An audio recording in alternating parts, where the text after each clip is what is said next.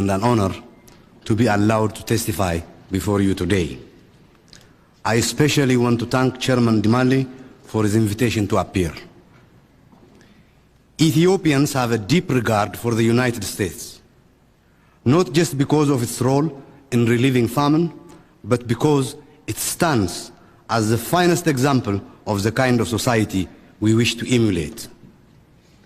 Like the people of Eastern Europe, who read aloud your Declaration of Independence during their freedom demonstrations last year, the words of that magnificent document strike a deep chord in the hearts of Ethiopians. Quote, "We hold these truths to be self-evident, that all men are created equal, that they are endowed by their Creator with certain unalienable rights, that among these rights are life, liberty, and the pursuit of happiness." That is why Ethiopians welcomed American efforts to end the 17-year-old long civil war between Mengistu and various guerrilla movements by sponsoring talks in London beginning last May 27. Unfortunately, however, the London talks did not include some of the most important participants in the years-long struggle to overthrow the Mengistu regime. Those who were invited included the representatives of the tottering communist Mengistu regime, the Eritrean People's Liberation Front, or EPLF, whose goal is the separation of Eritrea from the rest of the country, the Oromo Liberation Front, and the Ethiopian People's Revolutionary Democratic Front, or EPRDF, which supports the secessionist agenda of the EPLF. Other important organizations that were not invited include the Ethiopian People's Democratic Alliance, or EPDA, Ethiopian National Democratic Organization, also known as Democratic Ethiopia, Ethiopian Democratic Union, Kutat Ethiopia, the Ethiopian Democratic Front, and others. These groups not only seek to keep the country together under a true constitutional government patterned after those in the West, but wish to align themselves with the United States. These democratic organizations never received any support from their natural allies in the West, and thus had no armies. But Mr. Chairman, I would argue that they contributed just as much to the downfall of the regime of Mengistu Haile Mariam as the guerrillas did. It was they who worked incessantly within the bureaucracy, the party, and the army to undermine support for the regime.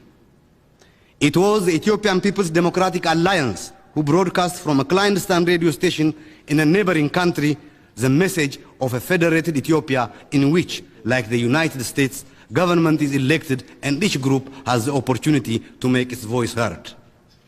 It was this message that inspired entire brigades of Mengistu's troops to defect. Ethiopians were alarmed and disappointed, therefore, when the Democrats were not invited to negotiate in London.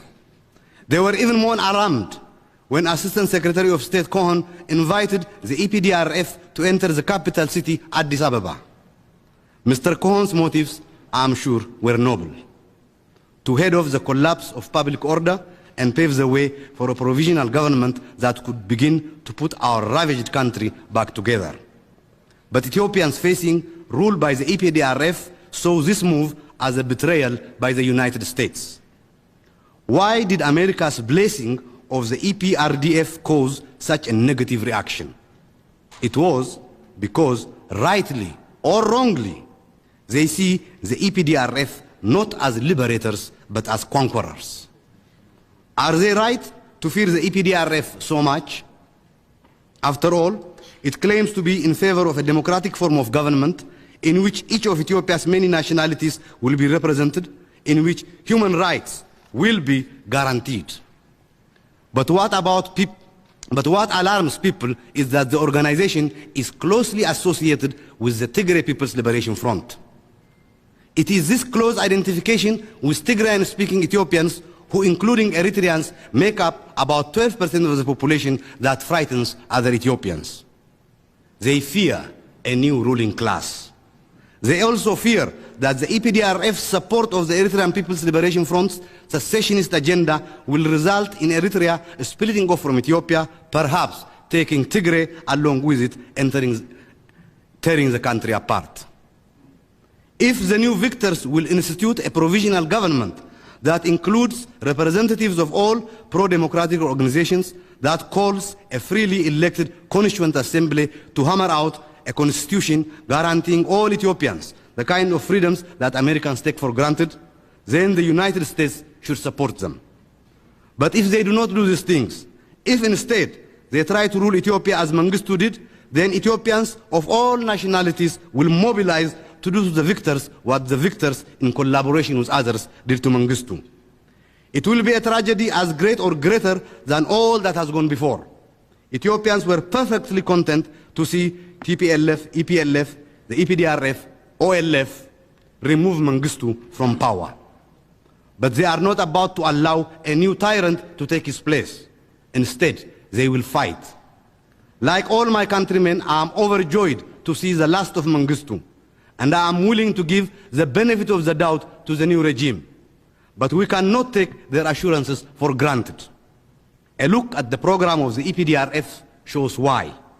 It calls for a multi-party system, but says the rights of the remnants of the anti-democratic feudal class and the fascist Derg need to be curtailed up to and including denying these sectors the right to participate. Using that kind of language, it would be an easy matter to label whomever you wish as feudal or fascist remnants and take away their rights. The EPDRF program calls for major enterprises to be state-owned, operating under, quote-unquote, a national plan. It calls for government control of all trade and the confiscation of urban property by the state. It says that, and I quote, education shall have a revolutionary democratic content, meaning that children will be indoctrinated in the organization's ideology. It sets as a goal, quote, to overcome backward feudal culture and decadent imperialist culture, unquote. This can only mean that cultural traditions, including religion, will come under attack by the state. To anyone familiar with the history of radical revolutions, these statements are warning flags. They threaten the establishment of yet another regime that will try to control people's lives in the name of democracy and impoverish the country with their attempts to plumb production and confiscate wealth. 2 years ago, I published a white paper entitled Picking Up the Pieces, Democracy, Totalitarianism, and Ethiopia's Future, which I would like to introduce as part of my testimony. In it, I presented an alternative to dictatorship by the strongest. I proposed a federal system much like that of the United States.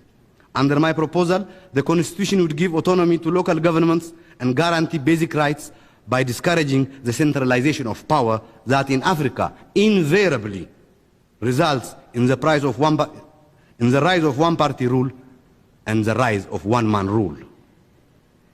It would get the state off the backs of the people and give them the chance to prosper.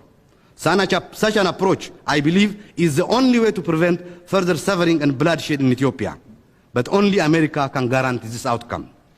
I am not saying that the United States must become embroiled in another years-long conflict. In fact, it will take a minimum effort. The new victors face a stalemate, a continuing struggle against determined resistance. Both sides unable to win, but unable to live with the other. They cannot turn to the Soviet Union, for it has itself become an international basket case. They can only turn to the West.